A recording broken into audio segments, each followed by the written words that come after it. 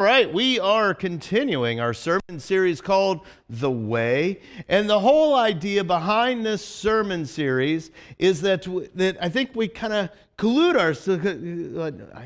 I can't remember words right now. We deceive ourselves and we were like, oh, if I can just get on the good, righteous path, along the good, righteous way of God, then finally I would have ease and everything would go well, right? And there's all these things that we think are part of the path of God, that way of God. Things like justice, love, spirituality, beauty, freedom, truth. Hey, that's today. And power, that's next week. You see all these things and we're like, if I can just get these right, then finally I would be able to kind of ascend into the glory. But the truth is that these are broken.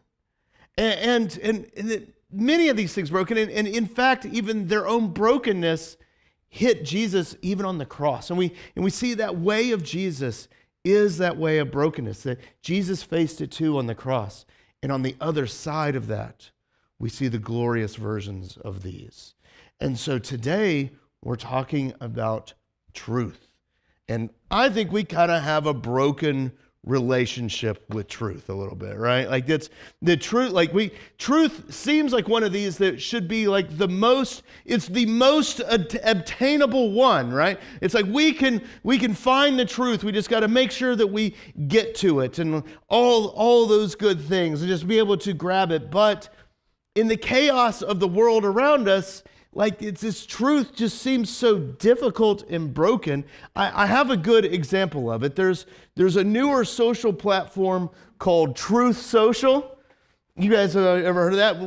It's basically a clone of Twitter, except instead of tweets, when you make a post on it, it's called a truth. This shows the brokenness of our truthiness, right? Is that I could write a truth out into the world that I could say, Applebee's is the best restaurant that's ever existed. We all know that's a bold-faced lie. Applebee's gets a lot of abuse by me. Listen, I eat there, but I'd rather be hanging out with Heather at the Cracker Barrel, right?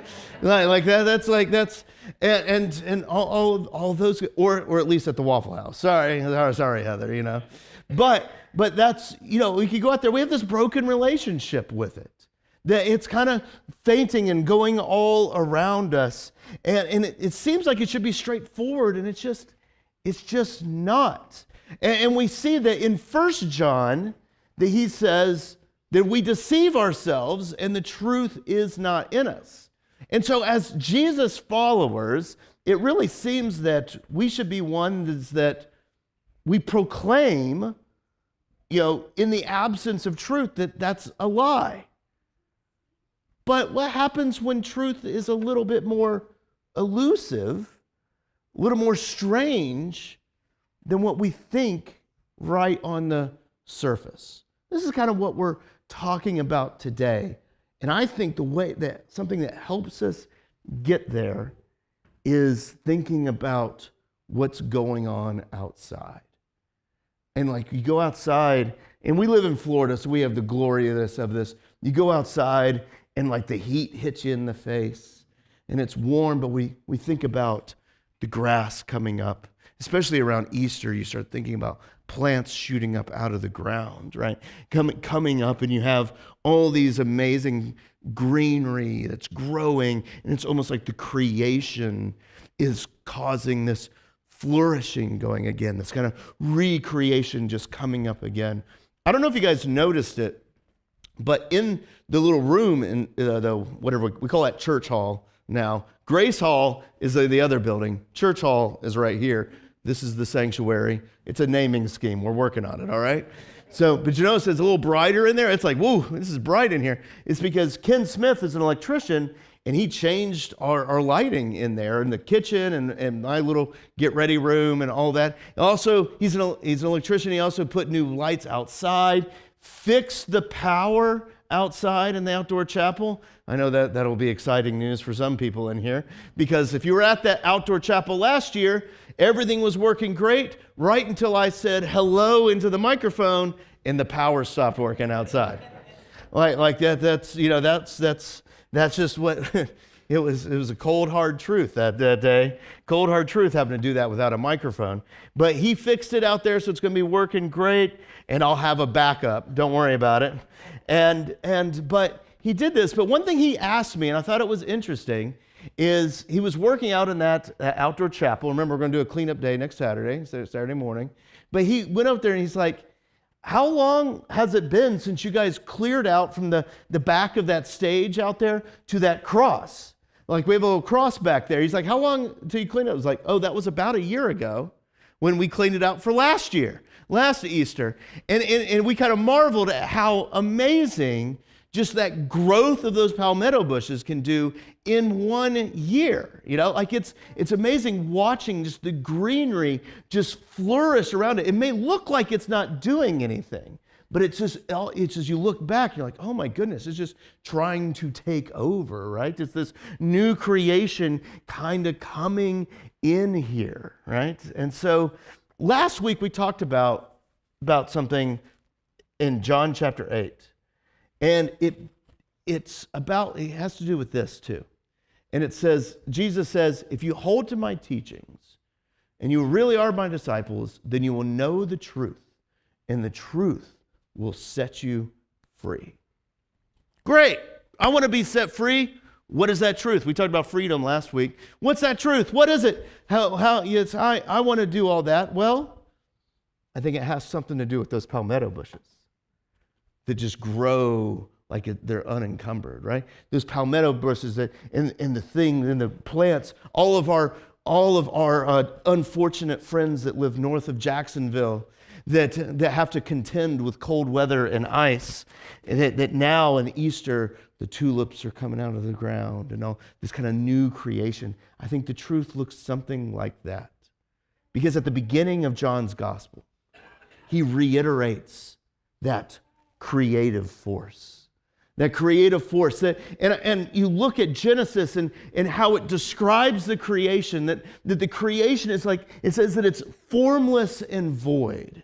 Formless and void sounds like it's cold, right? Cold and hard, like nothing's there. Like this cold, hard truth of an existence that's there. And then God speaks and let there be light. It's almost like warmth and coziness comes back in. Let there be light. And he created the sky and the sea, created all the things that spin and move. They created those nebulas and the sun. And just the other night, I went out to take the garbage out or something like that. And I went, Coley, you need to look at the moon. And it was doing that little thumbnail thing, you know? And it was over there. And like the North Star was like right above it. It was kind of cool, like symmetry going on there. And, you know, we look and that star is so far away. And yet it's so far away, yet it's so hot and so much light that we can see it because it's so far away. Like God creates all this, created all the birds of the air, the fish of the sea, created all the things that creep and move and everything. And it says, and the Word was with God and the Word was God.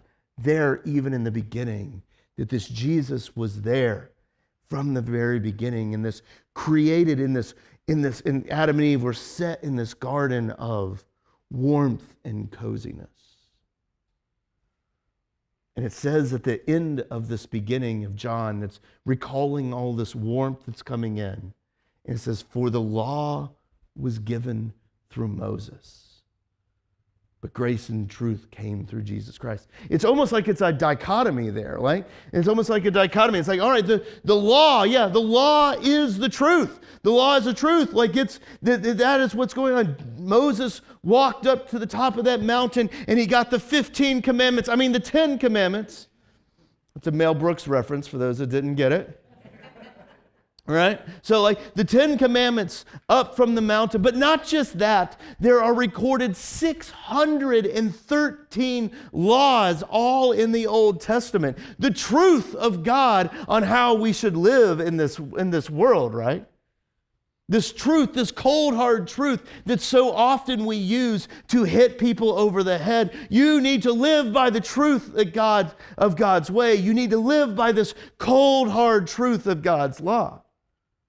You need to live in this way. And that's we will push that onto ourselves. That this is how God wants me to live, and we'll get so concerned, like, I just got to live by this true way. But the thing is that there's this, it's almost like there's this but that is there. The law was given through Moses, but grace in truth through Jesus Christ. Why is grace there? I know why grace is there. It's because it's for you guys. It's reminding you of your favorite pastor. I get it. Like that. It's like, oh yes, favorite pastor ever. I get it. No. I think it reminds you of like Amazing Grace, maybe. I would sing it for you, but I would ruin the song for you. So you can think of it like in your head. You're like, all right, yeah, you can think of it, and it sounds beautiful in your own head, just like it sounds in mine, right? Like, and we remember that amazing grace, and it connects that idea to truth. But so much more. This is that first chapter. This is where it's reminding us all of all this warmth of the creation coming in and the bursting forth of life. It causes our palmetto bushes to cover over the path in a one short year to there. This warmth that is all there. And it's almost like the coldness of the law versus the warmth of the grace and truth through Jesus Christ. I think it's amazing that at the beginning of all of this, it's connecting this idea of grace and truth together. So to talk about this, let's talk about Pilate for a little bit. So this is right before the crucifixion of Jesus. Pilate, the high priests and the Pharisees and all these people, they cannot stand Jesus. It's because Jesus is offering people freedom, and oftentimes people in charge don't like it when other people are getting freedom. But they want to kill Jesus, and they bring him up to Pilate. Now, Pilate knows there's a cold, hard truth. Pilate is a servant of Caesar, and Caesar operates Rome through the lens of Pax Romana. Does anyone know what Pax Romana means? The Roman peace, right? And what is the Roman peace? As long as you're cool with Caesar, you're cool to live. That's the Roman peace. You can live at complete peace as long as you're listening to Caesar and you're fine with him, right? Because if you're not, you're no longer cool to live. You will be cool. Bad joke. I hadn't been. This is the first time I've been thinking about doing that all day, and I realized it was too far. But like that's the cold hard truth of the fact is that Caesar is control and Pilate is his servant. So by him asking, "Are you the king of the Jews?"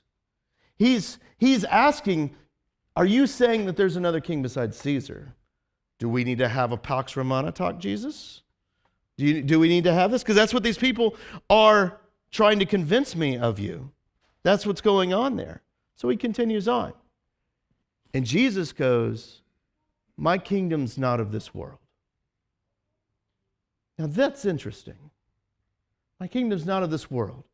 Now, if you have a mind like I do, that as I'm growing up, that I went, oh yeah, he's talking about the heavenly realms and all that stuff, like the heavens and where the Care Bears are doing the Care Bear stare and shooting rainbows out of their belly buttons and all that.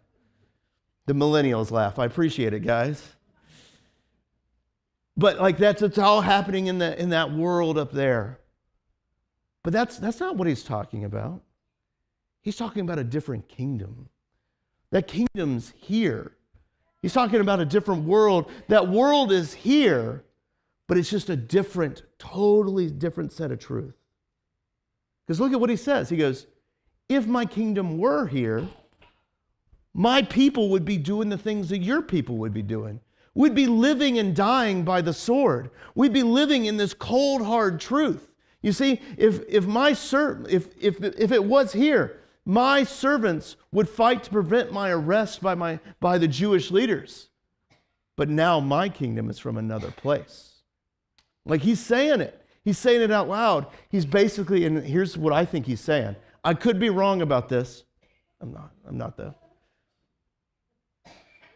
What I think he's saying is my kingdom is like those palmetto bushes, those tulips shooting out of the ground on Easter morning. new life coming where it didn't look like it was before. Greenery and moving, the Spirit of God, that wind of God moving through and animating all the trees and the leaves and all those things. That's what my kingdom looks like. That's why Jesus is able to stand there without any fear. And that's why no one is coming. And Pilate's like, doesn't get it. He can't get it. So you are a king then, you know? And then Jesus answered, you say I'm a king. And in fact, and this is the point, you ready? The reason I was born and came into the world, my singular testimony to everything that I am, is to testify to the truth. Everyone on the side of the truth listens to me. Now we can look at that and you're like, what in the world are you talking about, Jesus? The truth? Like oh, that's over there? Like, I think when we go back and we look at that warm creation, that his entire being, everything that is him, is about that warm creation, those palmetto bushes growing, tulips coming out of the ground, and yes, even those little flowers that like to infiltrate my shrubs and underneath, all the weeds, we like to call them. They like to shoot up all that stuff. It's like God's unyielding creative force is coming up in the form of weeds to remind you that God's recreation is constantly at hand, right? That's a new way to look at weeds. As you pick weeds, you could be like, God's unyielding creative force is the truth of my existence, right? Like that is what is going on there. And Pilate just can't understand. Because we see that what Jesus is saying is that he did not come to establish an earthly kingdom or to amass more power and wealth. I can't go on too far into this. That's next week. But this is clearly what everyone else is interested in.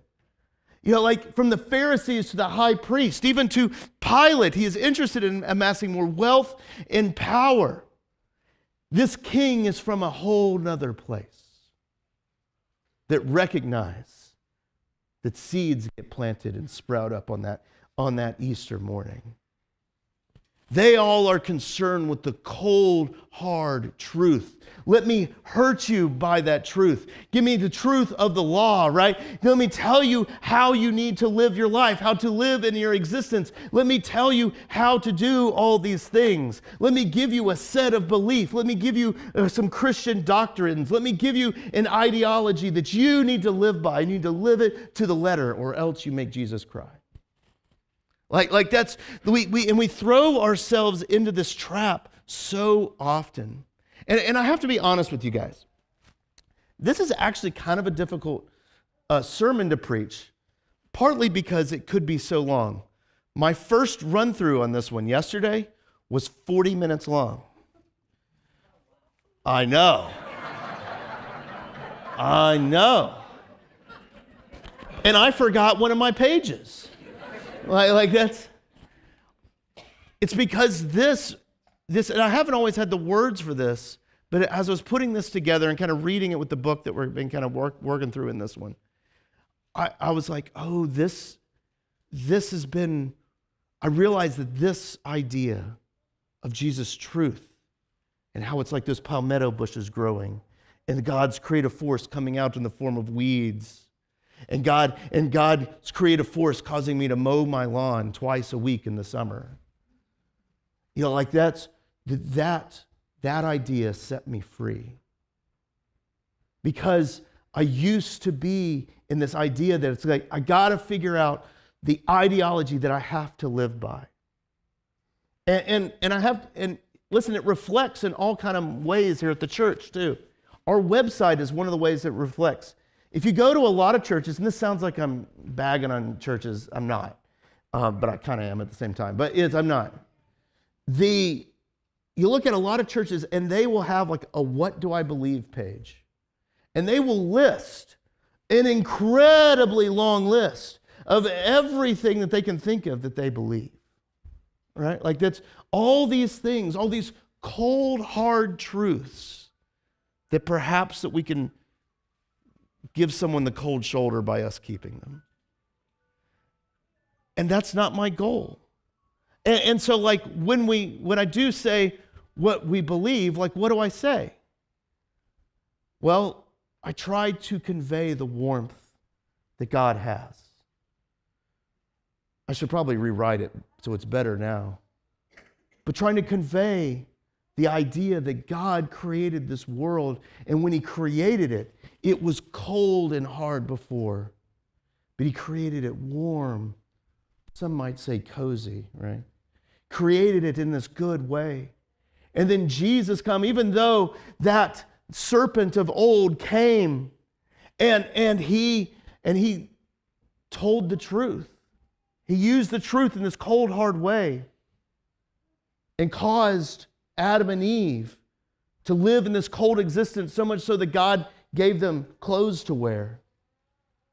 That Jesus came into this world and he lived and he felt all the same problems that you and I feel, and he died and he rose again. And now the Spirit comes, and the Spirit knits us together to make us into the one body of Christ, and that we are able to go out from here knit together in complete freedom to let everyone else know of the love and warmth that comes. Like, it's not about all this like sets of things, but it's about realizing what Jesus said, that I wasn't from this world. And then he says, I have come to testify to the truth. And you can see that that's what he does. Like, look at the truth that he gives. He doesn't try to take over or amass power. In fact, all of our cold, hard truths that we often accept and put on ourselves, put on other people, he took all of them and he died on the cross with all that on him. And he rose, and he was in the tomb for 3 days, and he rose again. Just like our Midwestern brothers and sisters get to experience with the tulips popping out of the snow, with our having to cut back our palmetto bushes or pull our weeds. That God came up out of the grave in that way, bringing us into the beauty of the truth that God's world is warm, cozy, and causes an abundance of life to flow all throughout it. And there is story after story. And I think one of the best stories that shows this is the woman at the well, who she was in the middle of the day going and getting water. Like that's, you know someone's busy here in August in Florida when you look and they're out pulling weeds at 3 o'clock in the afternoon, right? They got no time for anything else, or something else is going on them. So when this woman is out getting water in the middle of the day, you know something's up. It probably means that she was ostracized, that the community didn't want her around, and Jesus talks to her, and they end up discussing that she's had 5 husbands, and the man that she's with now isn't her current husband. And you would think after a discussion that's so true like that, she would feel shame in her life. But Jesus' existence, his truth, his world isn't of that cold, but it's that warm. And she runs into the community and goes, is this the God who created the world and made it warm and cozy? This guy said everything about me. And yet his love and grace filled me up. That's the Jesus that we know and love. That's the Jesus in the world that he has given us. Oh man, and I'm out of time. 40 minutes it is, guys. All right. I want to talk about this one last thing. So after Jesus said, you know, I've come in the truth and all that, Pilate's like, what is truth? What is even truth? And he goes out and he says, you know, I can't find any reason to charge this dude. He goes, but it's Passover. Remember, we have the Seder, last day to sign up. He goes, but at the time of Passover, I can release anyone to you that you would like. We'll do two people. Do you want me to release to you this king of the Jews? Or do you want me to release Barabbas? And they shouted all the more, no, not that guy. Give us Barabbas. You know why? It tells you why. Now, Barabbas had taken part in an uprising, an insurrection against Rome. Why is Barabbas in prison? Because he does that. Rome just doesn't throw people in prison for just going along. It's because he was a leader and he probably killed some dudes. They're like, we want the cold, hard truth. And Jesus took that to the grave, but he rose again. And the truth is that Jesus came out of the tomb, letting us walk with him out of that tomb like those palmetto bushes that we're going to have to cut back on Saturday morning. Like those weeds that we're going to grow out. That's the beauty of the truth of Jesus' kingdom. And it's there for you and me in our complete forgiveness. And we'll end right there. Let's say a prayer. Oh, and I think that's good news. We'll end it right there. There we go. Let's say a prayer. Jesus, we thank you that you love us, that you're with us. Lord, guide us in all your way. Guide us in all the paths that you have us go down. Lord, when we feel that cold, hard truth tugging at our hearts, that we feel like we need to enact that on someone else, or we feel like we need to live in that on ourselves, on just us. Lord, release us from that we can experience your warmth and your unending creation, that it's constantly growing all around us. Thank you, Jesus. Amen. So thank you so much for supporting Grace Lutheran Church. Listen, we do a lot of just boring things around here. We do. We have to manage a homeschool group every Tuesday. I know. We have, how many kids do we have come on campus probably? 60, 50? Something like that? Yeah, we'll say 40. Yeah, enough of them. They come in here, but they're on our campus every week. You know, they're using they're using our facilities for all of this. You know, we have everything the Korean church does. We have people that meet here, and it's all this stuff so that we can add warmth to the community around us. So thank you for your support. That even in those boring stuff that we have to just manage and keep schedules and not double book a room, it's a way that we tangibly can add warmth in the community around us. So thanks for your support. Let's stand and sing our offering song.